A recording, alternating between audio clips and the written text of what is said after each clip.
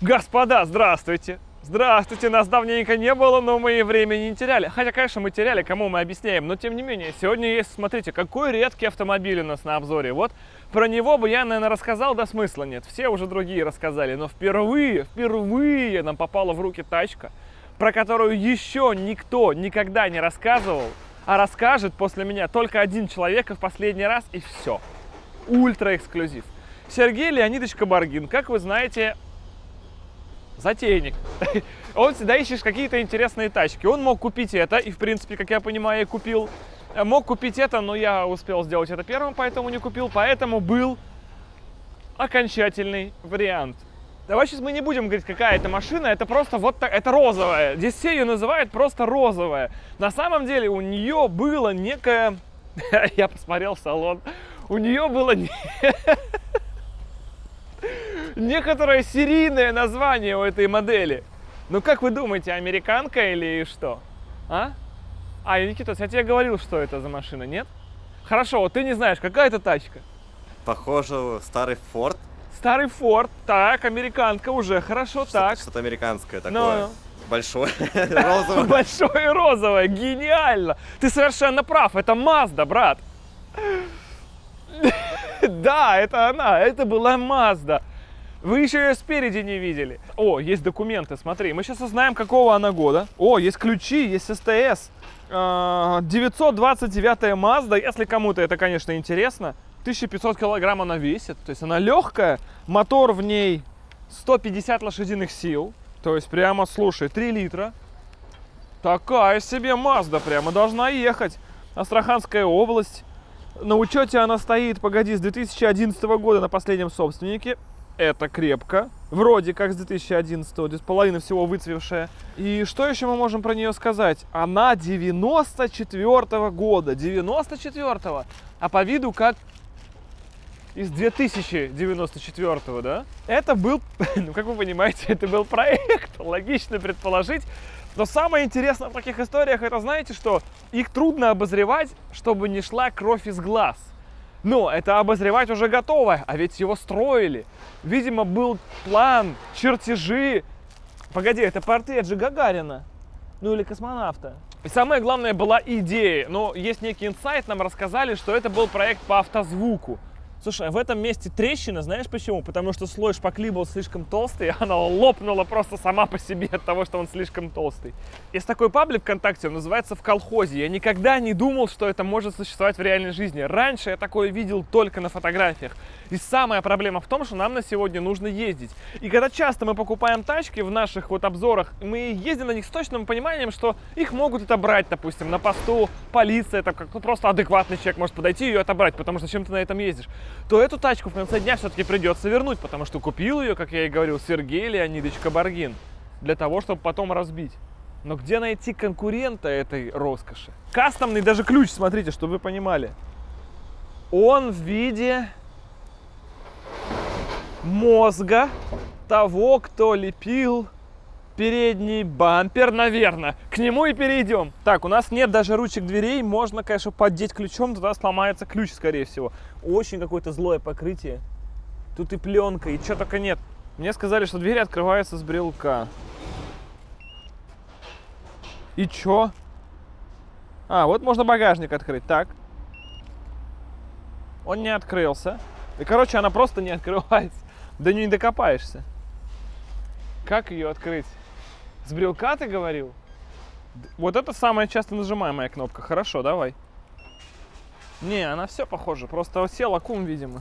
Стопудово просто скинута клемма, чтобы не сел аккум. А как открыть капот? Там же жопа полная. О, да, я сообразил, смотри. Так, клемма снята. Ты угораешь, что ли, надо мной? Молодой. Тут даже внутри кастом вот это блестки. А, здесь обшивки нет. И с этих самых нет, ничего здесь нет. И там нет ни солдатиков, ни черта. О, там кнопка на двери есть. А может здесь тоже он есть? Смотри, надо просто отковырять гребаным ключом. Блин, он гнется. Все, мы не заведем ее больше. Кнопочка. Нажал. И чё? Даже что-то щелкнуло. Бой! Ха-ха-ха! А, угонщики в деле. Господи Иисусе.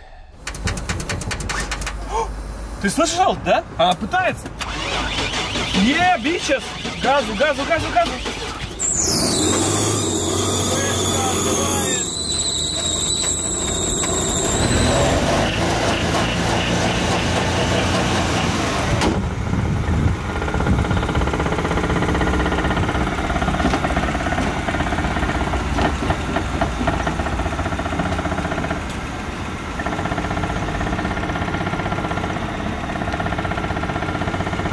Автомобиль. Какими наркотиками? На нас все смотрят. Так стыдно. Просто стыдно. Извините, да? Это не наше, мы украли. Какое жесткое дерьмо. Просто все смотрят. Ужас. Боже мой, зачем? Зачем такой автомобиль? Тихо, вот так надо делать. И в глаза смотреть, в глаза смотреть. Знаешь, просто вызов. Какой кошмар. У нас все сейчас просто идет вот так. Значит, у нас есть салон. Я хотел его попробовать вам описать, но единственное в нем преимущество... Сейчас. Преимущество — это селектор КПП, потому что он сделан как в X7, и туда впаяна монетка. Это наша максимальная скорость, кстати. Скорее всего, мы скоро сдохнем. Давай распедалим ее. Тихо. Хороший разгон. Приятный такой. Приятный, да, такой? Кондей не работает, поэтому стекла у нас опущены. Крыша у нас с граффити. Везде есть знак вот этого кристалла, вы заметили? Интересно, к чему бы это? Наверняка автор что-то хотел этим сказать. У него, похоже, по топляку на самом деле проблема, потому что пока он постоит немножечко, как заправиться? Открыть багажник. То есть никак.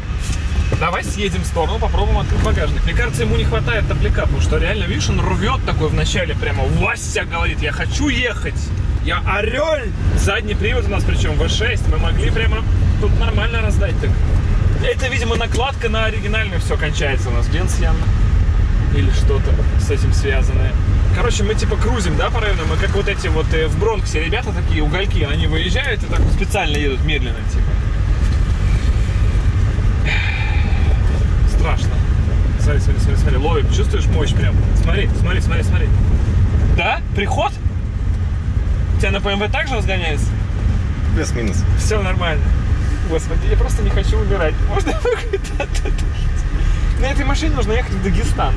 Зачем ты уезжаешь далеко от заправки? Давай откроем багажник и заправимся. Мы откроем багажник. Мы едем в Дагестан, походу. Да, мы едем в Дагестан. Все. Все, это отличное место, чтобы открыть багажник. Заглохла! Надо же! Чудо! Она заглохла, да, когда мы припарковались. Ну-ка.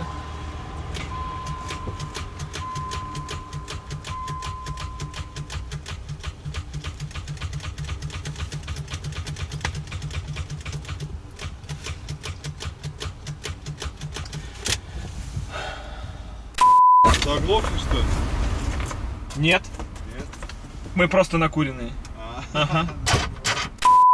Погоди, есть последний вариант. Нет, не проломи его. Это дополняет стиль. Короче, что можно сказать по проекту в целом? Владислав, как вы считаете? Вот этот вот вид вам как? В целом неплохо. Очень неплохо, очень крепкий, я бы сказал, проект. Давай. Слушай, отсюда такой вид у салона просто бешеный. Господи, как хорошо, что я не ездил здесь.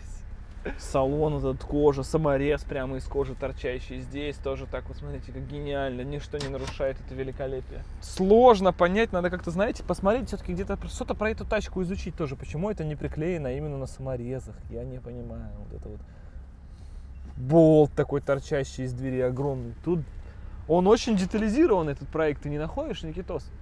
Причем, видимо, его строили так долго, что сначала у них было вдохновение на него, они как бы этим заморачивались, и в конце просто все, запал, пропал. И они в итоге сделали просто так, чтобы он куда-то ехал и поехал, он, соответственно, как-то вот так.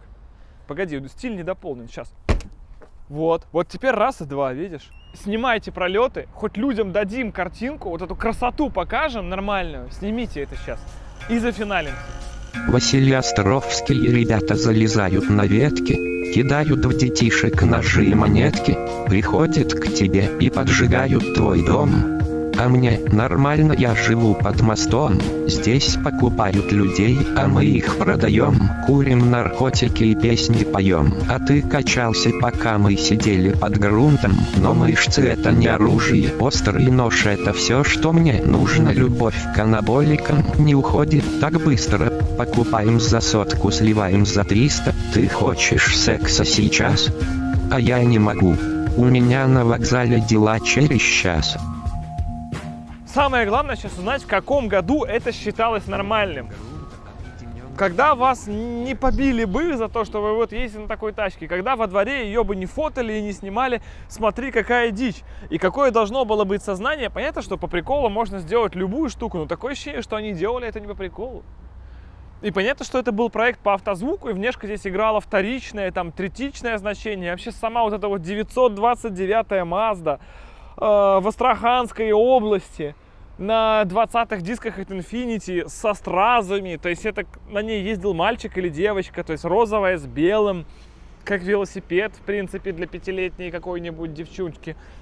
Вот эта оптика, этот кастом, не знаю, возможно, когда-то это было нормально. В любом случае, как я вначале и говорил, самое страшное заключается в другом. Мы не понимаем, когда видим это готовое, а люди это делали. Причем делали это, знаете, это не быстро делается вся вот эта шелуха. Потому что здесь очень много стеклопластика, очень много... Сейчас, вот этих вот дверных карт, они же изготавливают хоть из родных. Из оргстекла это резало строить автозвук. Автозвук это к деньгам. Он очень детализирован, даже петли, они желтые. Все что-то накручено, наверчено. Салон, пес пойми, какой перетягивался, перешивался после дешману, аэрография на потолке. Светодиодные ленты, видимо, это только появились, поэтому здесь очень много, опять же, на потолке. Конъюнктивит вот этот желтый стекает из фары, подсвечивается, типа, это тогда, наверное, было тоже прикольно. Зачем-то сделали заливную горловину, убрали, ручки убрали, типа вот этот клин-лук такой. Шейвет это же называется, когда вообще на кузове ничего нет. Вроде как это вкусовщина, да, кому-то нравятся блондинки, кому-то брюнетки, а кому-то розовая 929-я Mazda. Но вопрос, насколько как бы, блин, сейчас бы это коронавирус сразу поставили и на 2 недели карантин. Все, даже разбираться бы не стали. Доктор такой, а это ваша тачка у окна? Да, да я и без КТ вижу, что здесь все на выкид. Но тогда это смотрелось очень жестко. И главное, подумайте, сколько человека часов, сколько денег, сколько просто вкопано в кастом. Это необъяснимо. И, конечно, сейчас понятно, что с этим уже ничего не сделаешь. Единственный вариант, что с этим можно сделать, это разбить. Собственно, Сергей Леонидович так это все и сделает. Она была куплена за 100 000 рублей, и она будет разбита обо что-то. Но найти достойного соперника ей нелегко. У Сергея Леонидовича есть даже Rolls-Royce. Но тратить Rolls-Royce просто впустую, чтобы с ее столкнуть с искусством, это тупо. Нужно что-то поинтересней. А что поинтереснее, это надо вот Сергею Леонидовичу поискать еще, чтобы кастом столкнулся с кастомом. Это огромное количество стекловолокна, чтобы все это разлеталось. До сих пор мы все, кто здесь пребываем, не совсем вот есть отчет, что это реально с нами происходит. Я вот вижу по пацанам, они себя ведут как-то вот даже ты вот нормальный, и все равно как-то ты смотришь на это и просто офигеваешь. Ну нету ощущения, что она действительно перед тобой стоит. Я по-прежнему как будто смотрю фотографии в каком-то паблике, и ты вот такой, что? И хочешь написать комментарии, вот как обычно они там все пишут. Я не знаю, это хорошо или плохо, ребята, вот как это откомментировать? Честно говоря, не хочется обижать человека, который это делал, потому что ему есть небольшое уважение только за счет того, что он все вот это трудолюбие, понимаешь, какая... Это не упертость, это, наверное, упоротость, но тем не менее она ему помогла все это сделать. Это же время, это все вот это вот стразов, где они купили столько стразов. Есть магазин Стразы РФ, или как это называется, я не представляю. Они, прикинь, выкраски делали, они цвет подбирали, чтобы он был такой розовый, они другой, потому что это важно, это очень важно. Диски кастомные, которые руками здесь рисовали, другие бы не подошли, нет. Бампер, он должен быть только такой, чтобы не испортить это все. Потолок с аэрографией, потому что даст изюминку, господи, всем насрать, так вообще все равно абсолютно не имеет значения. Но вот эти все кристаллы, которые здесь из металла, это же резко была, чтобы дефлекторы воздуховодов были, да, иначе она не будет такой прекрасной.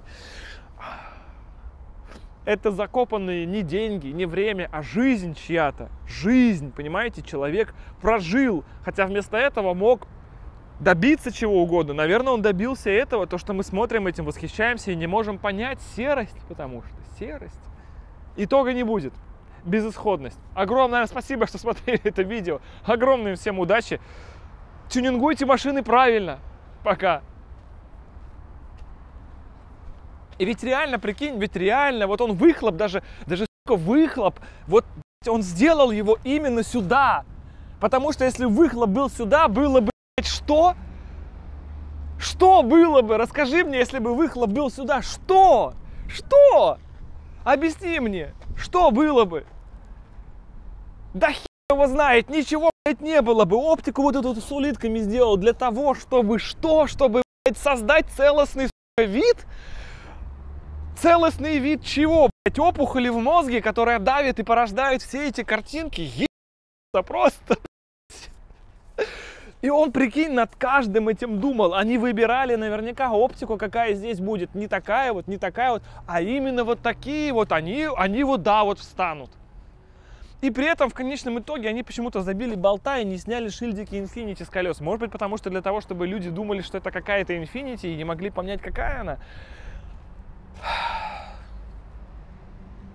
Да хер его знает. Наверняка даже, знаешь, они вот в эти вот символы тоже вкладывали. Это же наверняка не рандомом. Они набирали символы специальные, то есть какой-то, ну, дизайн, короче, создавался всего этого. И на каждом этом месте ты сидишь, ты понимаешь, что человек думал, каждую секунду своего думал. Они вырезали в виде вот ракеты или торпеды, вот эту щель под рычаг КПП.